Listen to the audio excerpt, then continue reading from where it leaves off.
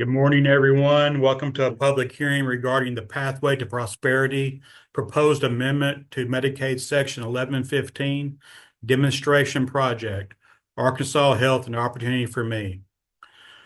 I will be reading the notice in a moment, and then we will open the floor for public comments. Please utilize the raise hand feature via Zoom if you would like to make a comment on the record. All official responses to public comments will appear on the DHS proposed rule website after the public comment period concludes. I'll now read the notice, which is very long, so please bear with me.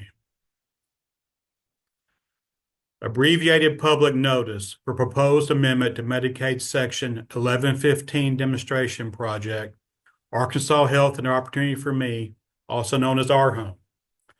The Arkansas Department of Human Services, Division of Medical Services, is providing public notice of its intent to submit to the Centers for Medicare and Medicaid Services, CMS, a written request to amend the Medicaid Arkansas Health and Opportunity for Me, ARHOME Demonstration Project, and to hold public hearings to receive comments on the amendments to the demonstration.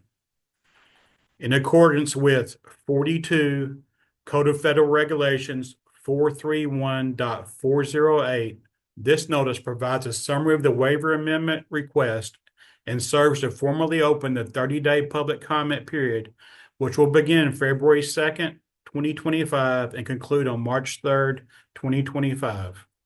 Specifically, DHS seeks public comment on its Pathway to Prosperity Amendment request to include the following enhancements to the current ARHOME demonstration. 1, the proposed amendment will provide focused care coordination services from a success coaching resource to Medicaid beneficiaries who are not progressing toward improved health goals and economic independence. Pathway to Prosperity applies to all individuals ages 19 to 64 who are eligible through the new adult expansion group who have income ranging from 0% FPL to 138% FPL and who are enrolled in a qualified health plan, also known as a QHP. Number 2, DHS will utilize data matching to the extent possible to identify individuals who may benefit from extra support to reach their health and economic goals. If DHS confirms that an individual is not on track through direct contact with the individual, it will leverage resources through QHPs, state agencies such as Arkansas Workforce Centers, and the Arkansas Career and Technical Education, as well as local community partners to provide focused care coordination services to eligible individuals. Success coaching will be delivered by entities that have experience of working with individuals who face the challenges of poverty and will include training to provide focused care coordination services. Focused care coordination services include the establishment and monitoring of a personal development plan, known as a PDP. Number 3, employment is vital to a person's long-term health as poverty is directly linked to poor health outcomes. If a person is not employed or is at risk of long-term dependency, he or she must be engaged in qualifying advancement described in the PDP to be considered on track. Advancement can come from a variety of activities, including training, workforce development, apprenticeships, and internships. Learning includes formal education, vocational education, and activities that enhance a person's skills, such as mentoring programs or life skills development. Service in one's community may be demonstrated in a variety of ways, including caring for a dependent child, an elderly parent, or a person with a disability. 4, individuals who decline to participate in Pathway to Prosperity workforce development for 3 months will have QHP benefits and Medicaid eligibility suspended through the remainder of the calendar year. 5, to become on track and have QHP benefits restored, they will notify their success coaching entity of their intention to cooperate with their PDP. As Pathway to Prosperity does not make compliance a condition of eligibility, individuals will not be required to complete a new Medicaid application unless they have passed their date for their annual redetermination of eligibility. 6, during the suspension period, DHS will not make monthly premium payments nor related payments to the QHP on behalf of the individual. 7, DHS assumes 50% of individuals assigned to success coaching will cooperate with DHS and be on track with no change in their QHP benefits. 25% of individuals will be early movers off Medicaid due to change in household income and move to other coverage. And 25% will fail to cooperate and have benefits suspended. However, DHS assumes 50% of those who were suspended will subsequently inform DHS of their willingness to cooperate and therefore have benefits restored. The Pathway to Prosperity Amendment has an anticipated start date of January 1, 2026. The proposed request and full public notice is available for public review on the DHS website at https://humanservices.arkansas.gov/rules/our/home/. In addition, the draft documents are also available for hard copy review at the Department of Human Services, Office of Rules Promulgation, second floor, Donahue Plaza South Building, 7th and Main Streets, P.O. Box 1437, slot S295, Little Rock, Arkansas, 72203-1437. During the public comment period, the public is invited to provide written comments to DHS via U.S. Postal Service or electronic mail, as well as make comments verbally during the 2 public hearings. DHS will hold 2 public hearings on the following dates. This hearing today by Zoom, February 12, 2025.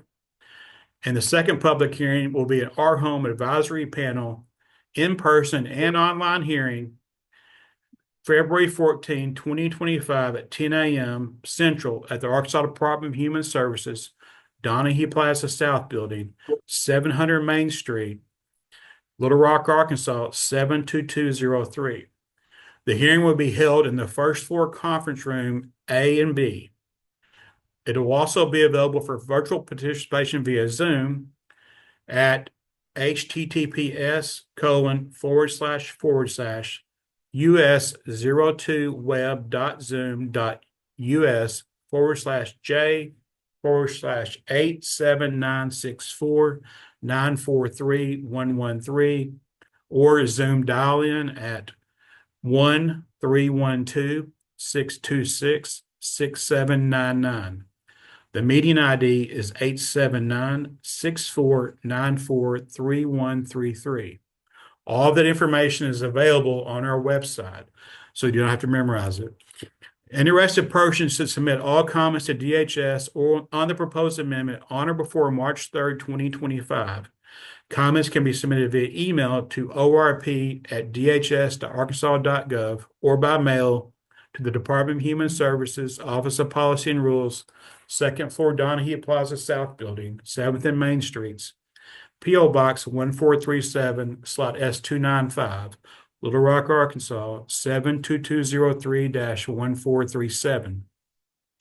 Please note that public comments submitted in response to this notice are considered public documents. A public comment, including the commenter's name and any personal information contained within the comment, will be made publicly available. The Arkansas Department of Human Services is in compliance with Titles 6 and 7 of the Civil Rights Act and is operated and managed and delivers services without regard to religion, disability, political affiliation, veteran status, age, race, color, or national origin. If you need a copy of the draft amendment or public notice documents in a different format, such as large print or in hard copy, contact the Office of Policy and Rules at 501-320-6428. Signed, Elizabeth Pittman, Director of the Division of Medical Services. We will now open the floor for public comments. If you would like to make a public comment, please utilize the raise hand feature via Zoom, and you will be recognized to give your comment on the record.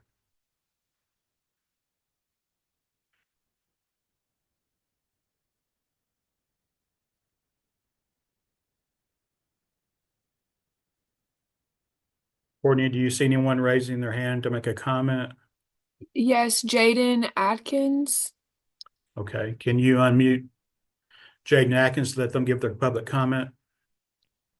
Yes, thank you. I'm Jaden Atkins. I'm an attorney at Legal Aid of Arkansas. And my comment is really questions that we have after reviewing the waiver proposal. Um, the first is what happens practically speaking when someone on AR Home is considered to be off track by their success coach and doesn't qualify for an existing fee-for-service plan like PASS, medically frail, parent caretaker relative, or pregnant woman. The waiver says that they will be suspended, but we aren't quite sure what that means practically. Will they be disenrolled from their health insurance plan and just be essentially have their paperwork still with DHS to be um, put back on if they reach out? Um, but practically speaking, they will lose their health insurance. Is that correct? Well, I need to clarify, we're not going to be answering questions today, but we will document all of your questions, and then we will respond in writing once the public comment period concludes. So if you want to go ahead and state all Thank of you. your questions today, we will respond after March the 3rd. Certainly. That's my first, I guess, group of questions. And then the second is how was it developed, the estimates for who would be identified by the quote data matching to screen at risk / assigned success coaching listed on page 27 of the waiver request? And what are the parameters that were used to identify those people? Okay, thank you.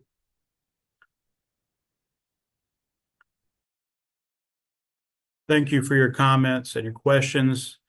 Is there anyone else today who would like to make a public comment?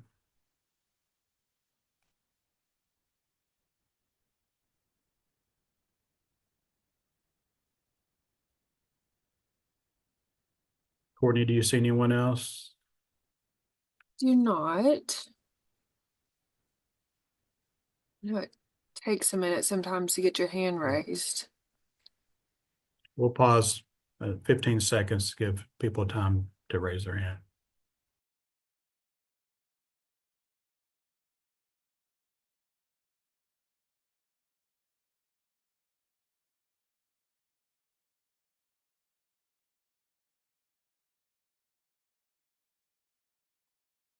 Looks like Jaden Atkins has another comment.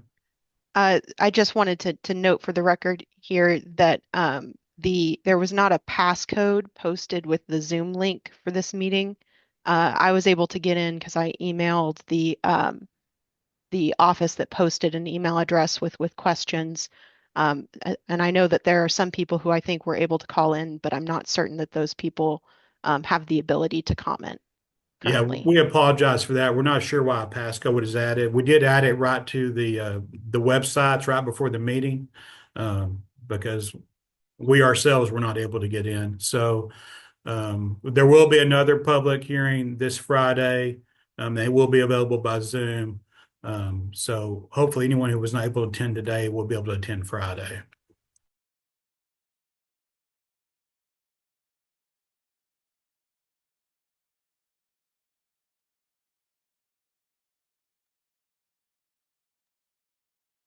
Is there Hey, anyone Mac, else who would like to uh, make? I'll just say if people are on the phone and can't raise their hand, if they want to just unmute, we can try and sort it out that way.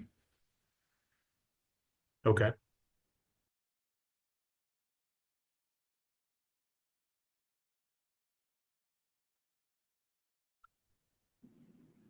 How do you want to go about that, Gavin?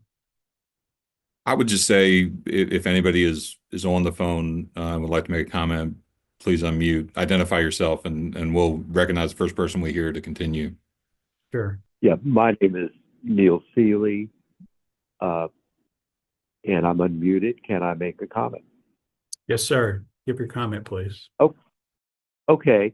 Actually, I just want to know what time Friday, the 14th, is the comment section.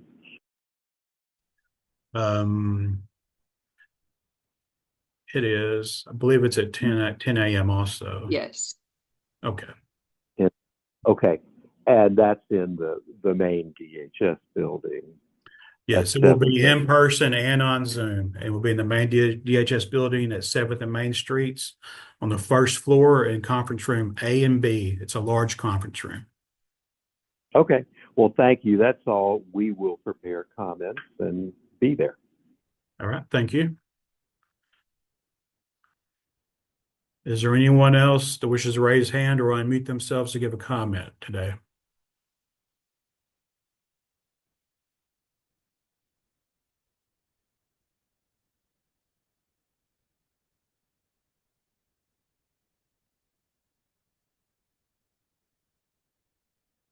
Courtney, I'm not seeing anyone else. I don't see anybody else unmuting or trying to either. We thank everyone for attending today. We do apologize for the technical difficulties we have. And we will have another public hearing this Friday. Thank you.